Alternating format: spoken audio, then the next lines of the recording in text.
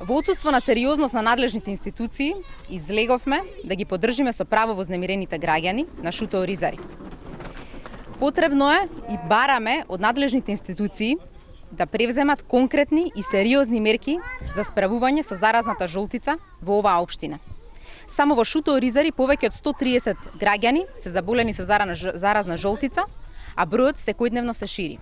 Само во оваа и улицата до Неизе живеат повеќе од 200 семејства со просечно 4 членови во семејство и со над 150 деца кои што се во предучилишна и училишна возраст, без канализација и без вода.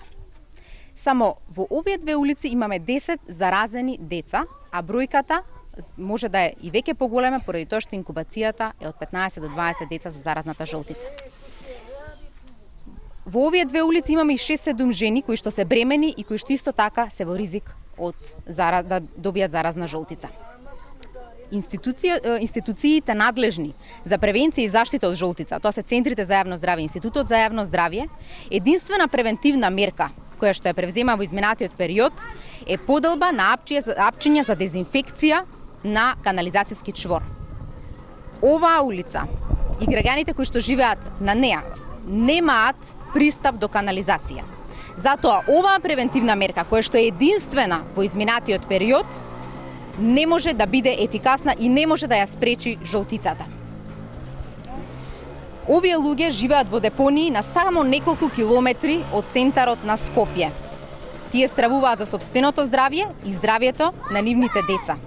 Токму кога власта на Груевски отпочнува со градење на панорамско тркало кое што чини 18 милиони евра.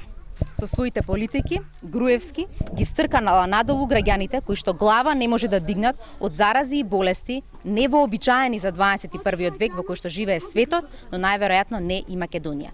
Ги повикуваме надлежните институции и локалните власти да излезат на терен, да ја согледаат состојбата и да превземат соодветни акции и мерки за превенција и заштита од жолтица и надминување на лошите услови за живот кои што се одлична подлога за развој на оваа болест.